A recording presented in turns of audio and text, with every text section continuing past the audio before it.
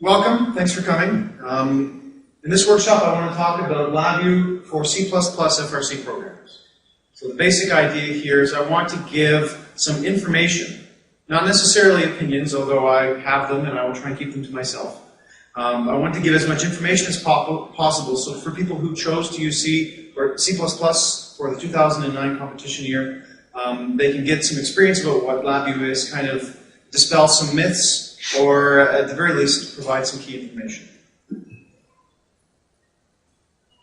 going to talk very briefly about myself, talk a little bit about the idea of technology religion, and emphasize a couple points about how we can teach students to evaluate platforms. It's actually an interesting opportunity to allow students to decide whether they want to use C++ or LabVIEW. It's a great opportunity to learn and to learn how to evaluate.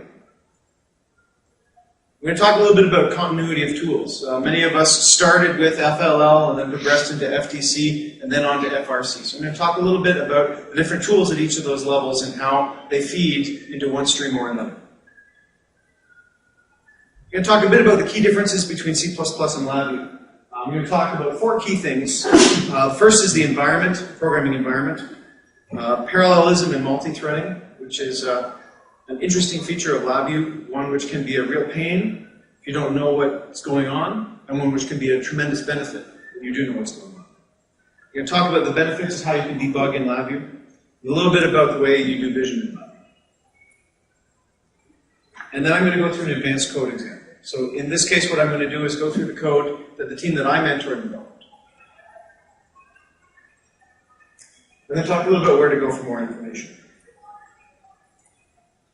So again, about me, my name is Ben Zimmer.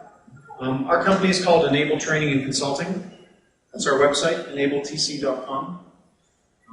Personally, I've been a LabVIEW programmer since 1994, so probably about as long as a lot of people who are programming LabVIEW out there right now have been alive. About 3 years ago, I formed this company, Enable Training and Consulting, and we do, not surprisingly, training and consulting. But our key focus from a technological point of view is LabVIEW. We do LabVIEW contract programming, we do LabVIEW consulting in the automation industry, test and measurement, and more recently we've been doing a lot of online training. So that's what led us to develop the website lvmastery.com. So on lvmastery.com we have 3 different industrial intended courses. So people who are out in industry working with LabVIEW can purchase access to our courses, watch these online videos in their home, in their office, anywhere, and learn how to use LabVIEW interactively. In August, I learned that LabVIEW was going to be an option for the first robotics competition and the first technical challenge this year. And this is the first time, this is actually my rookie year that's involved in FRC. So I've been using LabVIEW for a very long time, and it's really exciting for me to have a chance to pass on some of the things I've learned, you know, getting dirty, fixing machines, being underneath automation machines, working on that kind of stuff, fixing that kind of software. It's the same skills that you guys are learning out there for FRC. So it's very exciting for me.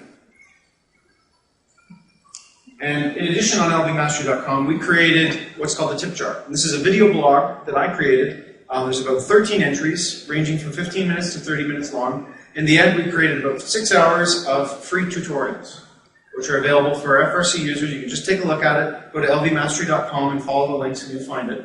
And that takes you from the very beginning to, you know, how to open the joystick example on the Compact Rio to some of the more extreme, some of the more advanced applications, some of the more advanced examples, which I'll show you a little bit later on. So the key purpose of this presentation is to provide information for the 2010 software platform decision. So again, like this year, you have the choice between Wind River C++ and LabVIEW.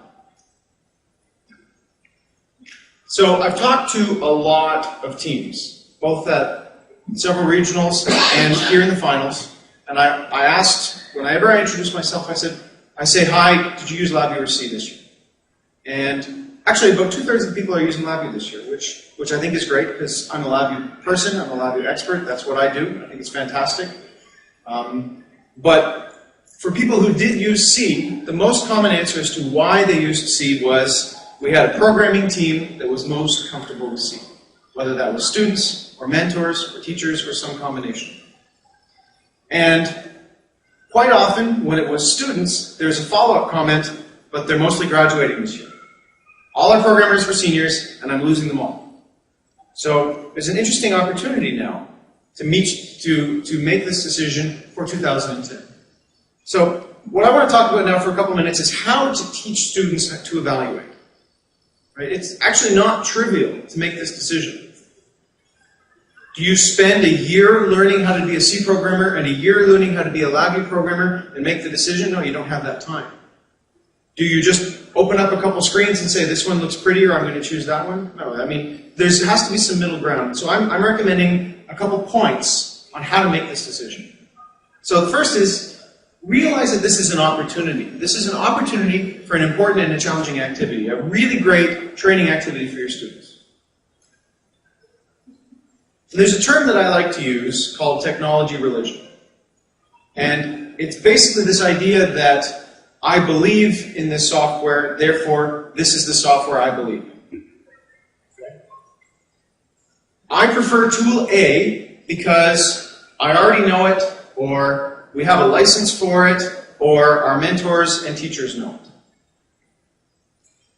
So my recommendation is to break free of this concept of technology religion, to evaluate both options. And here's a 4-step process. So number one, it's a programming language. It's a programming environment. So the first thing you have to do is compare the environments. Which has some advantages you prefer, which has disadvantages which might pose a problem. Secondly, really importantly, how does it work?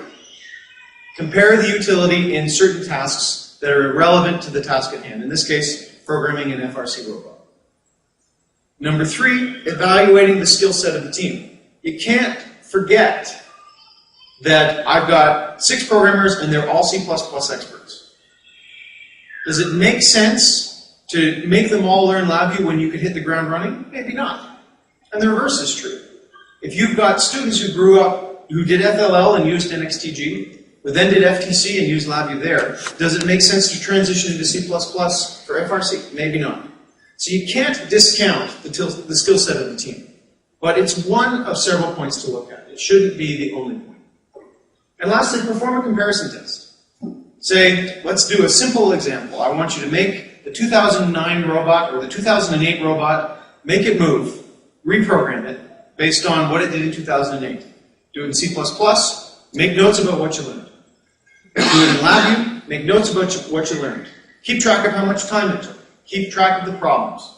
That way you're making an informed decision based on real data.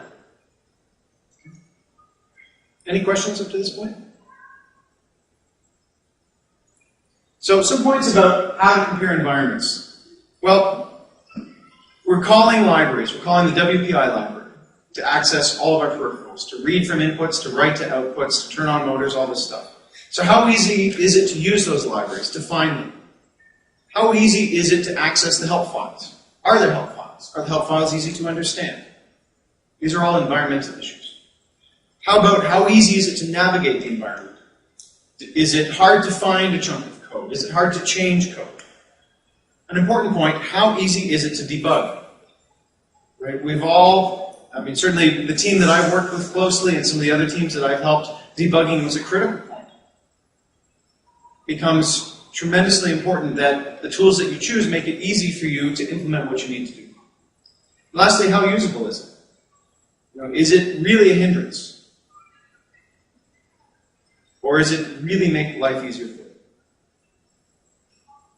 So what I'm going to do now is a very quick 10-minute demo. I'm going to create a basic FRC project using LabVIEW. It might not even take me 10 minutes. What I'm going to implement is arcade drive with a third motor which is simulating some sort of ball pickup mechanism and which is triggered by a joystick. And I'm going to activate this so that that third motor is available in the autonomous mode.